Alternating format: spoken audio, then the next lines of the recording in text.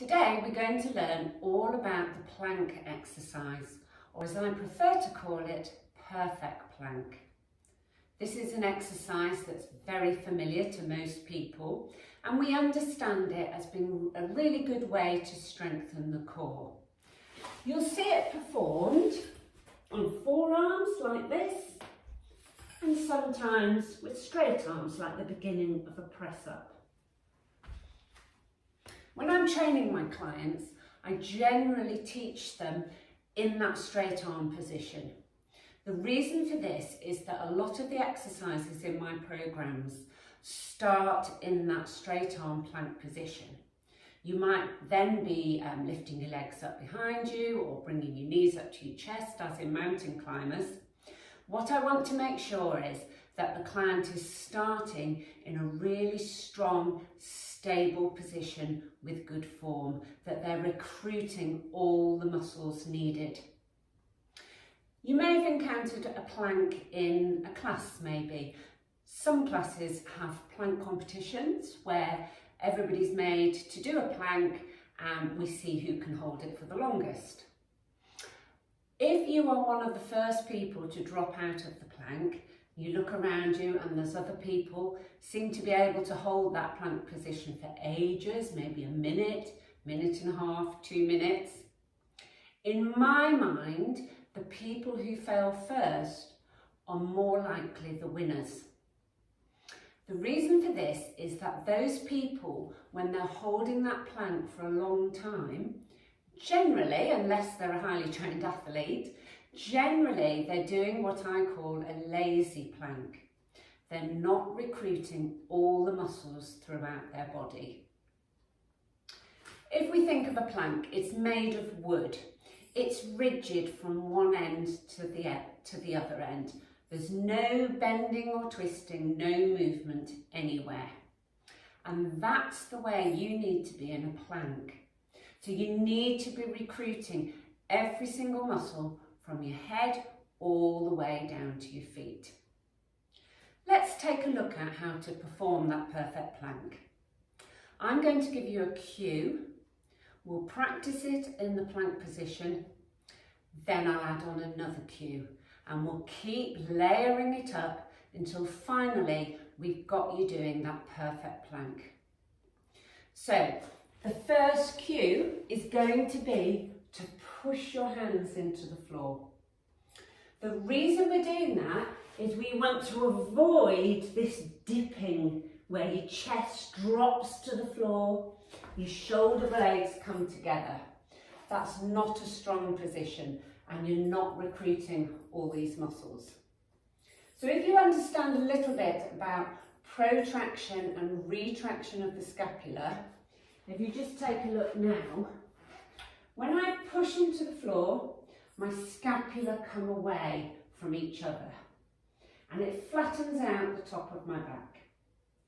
When I draw back, so that means I'm letting my chest go forward, that's retraction and my scapula are coming together. That's what we want to avoid in the plank position. So we push through the floor, protract in order to get everything recruited. So let's get into the plank position and just push through. Make sure that chest is not dipping. Hold for a couple of seconds and rest. The second cue, we're going to be thinking about your elbow pits.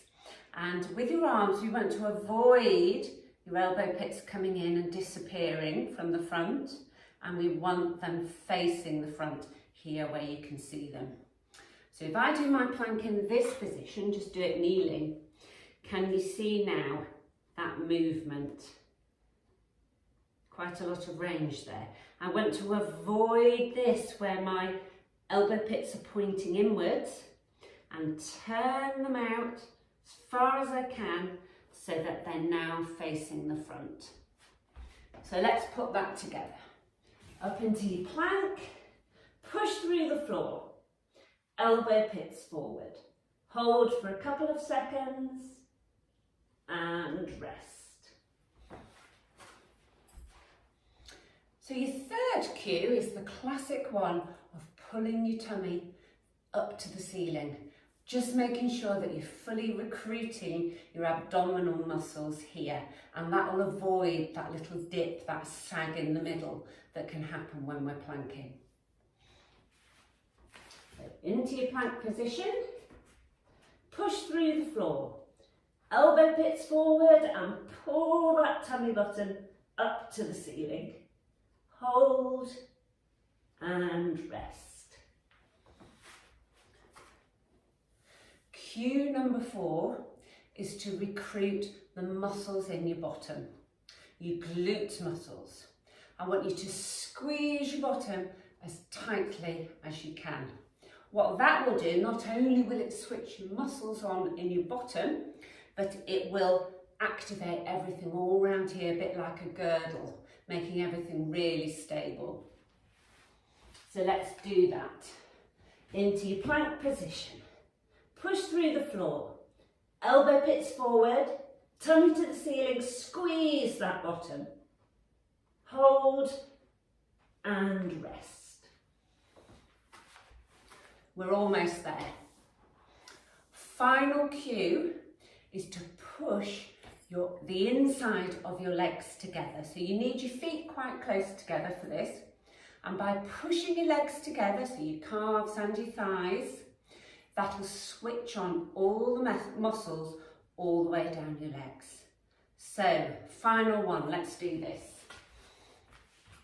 Get into your plank position. Okay, push through the floor. Elbow pits forward. Tummy up to the ceiling. Squeeze your bottom and push those legs together. Hold